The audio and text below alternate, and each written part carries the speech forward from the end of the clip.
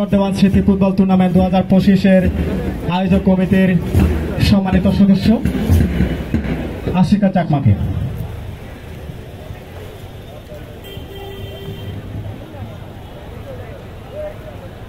ধন্যবাদ জানাচ্ছি সঞ্চালক মহোদয়কে।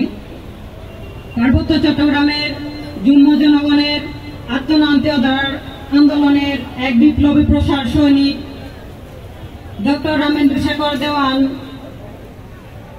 ফুটবল স্মৃতি টুর্নামেন্ট উদ্বোধনী অনুষ্ঠানে সম্মানিত অতিথি এবং সম্মানিত যারা উপস্থিত আছেন এখানে সকলকে শুভেচ্ছা জানিয়ে ডক্টর রামেন্দ্র শেখর দেওয়ানের সংক্ষিপ্ত জীবনে আমি পাঠ করতে যাচ্ছি। ডক্টর রামেন্দ্র শেখর দেওয়ান, যিনি ডক্টর আর.এস. দেওয়ান নামে সমাধিক পরিচিত, তিনি একজন নিখাদ দেশপ্রেমিক ও সংগ্রামী মানুষ। তিনি যুগ্ম জনগণের আত্মনিয়ন্ত্রণ অধিকার আন্দোলনের পক্ষে আন্তর্জাতিক প্রচার কার্যে অন্যতম পুরোধা। যুক্তরাজ্য ও ইউরোপের তার মাধ্যমে যুগ্ম জনগণের অধিকারের পক্ষে আন্তর্জাতিক প্রসার অভিযানের পতন ঘটেছে, যা ধীরে ধীরে সারা বিশ্বে ছড়িয়ে পড়ে এবং অধিকতর তরুণ প্রজন্মের অংশগ্রহণে ক্রমাগত শক্তিশালী হয়ে আন্দোলনের অন্যতম সহায়ক শক্তিতে রূপান্তরিত হয়েছিল। ব্যক্তি জীবনে তিনি অত্যন্ত সৎ, নিষ্ঠাবান ও সাদাসিধা জীবনযাপনে অভ্যস্ত। স্বদেশ থেকে হাজার হাজার মাইল দূরে সুদূর যুক্তরাজ্য থেকেও নিজ দেশ ও স্বজাতির প্রতি তার ভালোবাসা ও প্রাণের টান এতটুকু কমেনি। পাশ্চাত্য সমাজ জীবনে ভোগবাদী সংস্কৃতির স্রোতে গা ভাসিয়ে নিজের সুখ স্বাচ্ছন্দ্য নিজেকে সঁপে দেননি। ডক্টর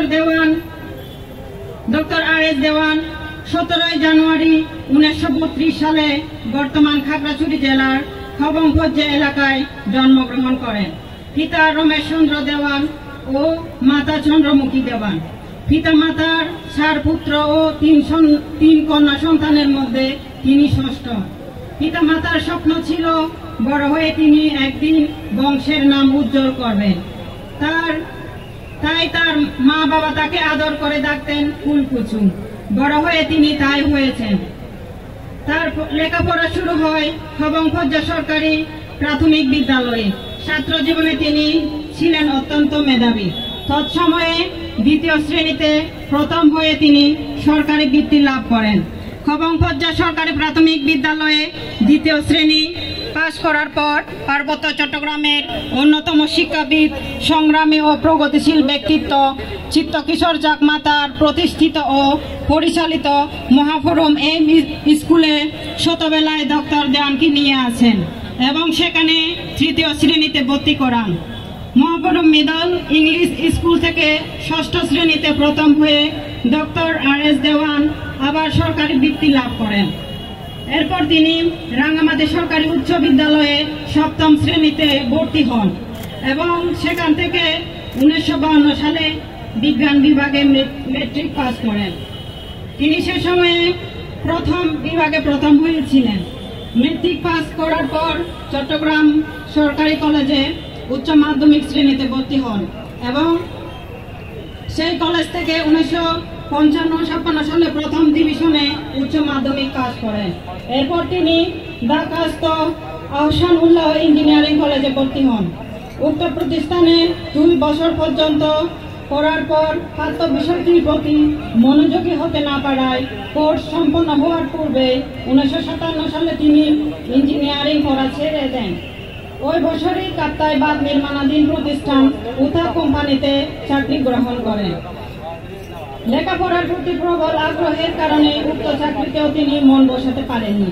বছরখানেক চাকরি করার পর চাকরি ছেড়ে দিয়ে 1958 সালে তিনি কেমিস্ট্রিতে অনার্সে ঢাকা বিশ্ববিদ্যালয়ে ভর্তি হন। ঢাকা বিশ্ববিদ্যালয় থেকে তিনি 1961 সালে অনার্স এবং 1962 সালে মাস্টার্স সম্পন্ন করেন। অধ্যয়ন শেষে 1963 ও 1966 সালে তিনি বিশিষ্ট বিজ্ঞানী ডক্টর ক্ষুদার অধীনে চাকরি করেন। রাজনীতির সাথে যুক্ত থাকার কারণে ছাত্র জীবন থেকে তার উপর গোয়েন্দাদের কড়া নজরদারি ছিল বলে জানা যায়। রাঙ্গামাটিতে লেখাপড়ার সময় তিনি রাজনীতিতে জড়িয়ে পড়েন।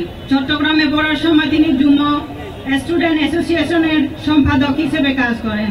ডক্টর দেওয়ান জানান, মহাপুরম মিডল ইংলিশ স্কুলের হেডমাস্টার চিত্ত কিশোর চাকমা তাকে খুব স্নেহ করতেন। তিনি ছিলেন তার একাধারে শিক্ষক ও ভগ্নিপতি।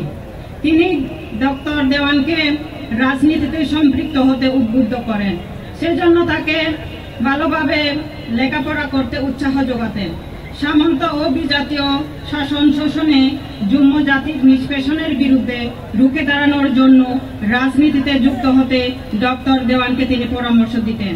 তার শিক্ষাগুরু চিত্তকিশোর চাকমার কাছ থেকে ডক্টর দেওয়ান এই শিক্ষা লাভ করেন যে দেশ জাতির জন্য কঠোর পরিশ্রম করতে হবে। তার জীবনে নানা ক্ষেত্রে তিনি এই শিক্ষাগুরুর কাছ থেকে আলোকিত হয়েছেন। তিনি এই দীক্ষায় উদ্বুদ্ধ হয়েছেন যে জাতিকে সেবা করাই হলো একজন ব্যক্তির অন্যতম আসল কাজ। কেমিস্ট্রিতে এমফিল করার পর তিনি 1967 সালে 3 নভেম্বর পিলাতে পাড়ি জমান। লন্ডন বিশ্ববিদ্যালয়ের অধীনে কুইন্স এলিজাবেথ কলেজে তিনি এমফিল শুরু করেন। পড়াশোনার খরচ জোগানোর জন্য তিনি বুসবোক এলেন নামক একটি কোম্পানিতে চাকরি নেন।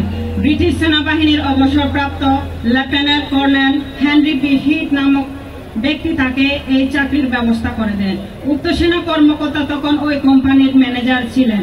দ্বিতীয় বিশ্বযুদ্ধের সময় উক্ত সেনা কর্মকর্তা পার্বত্য চট্টগ্রাম অঞ্চলে নিয়োজিত ছিলেন।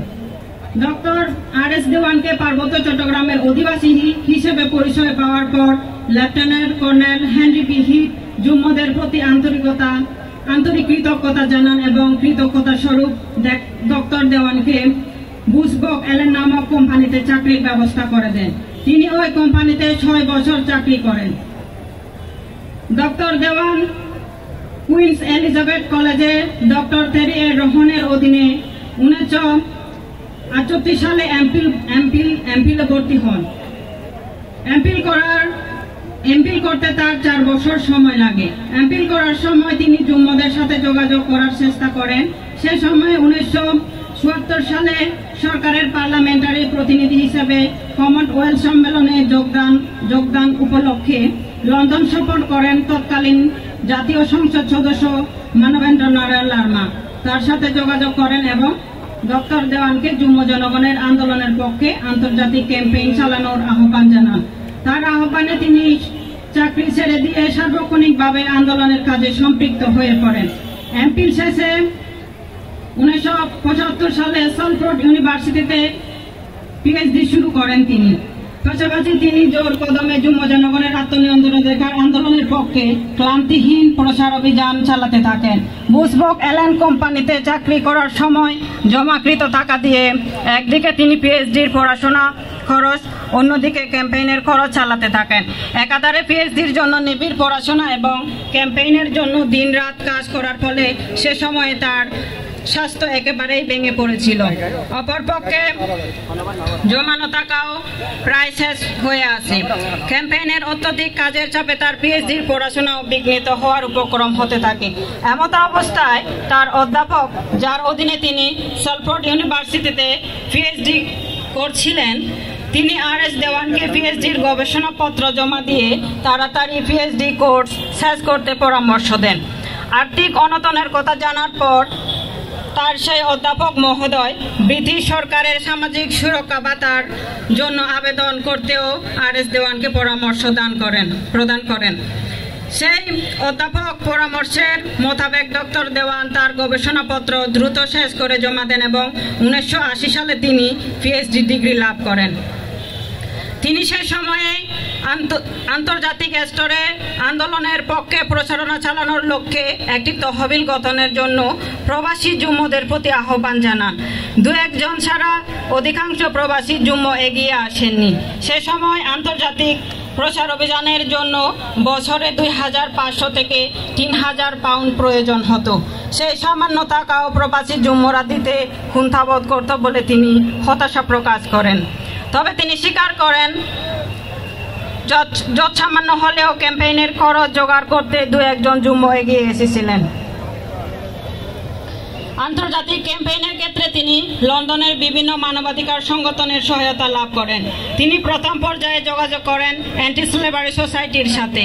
সে সময় এই সংগঠনের মিস্টার পিটার ডেভিস নামে একজন মানবাধিকার কর্মী তাকে বিশেষভাবে সহায়তা করে।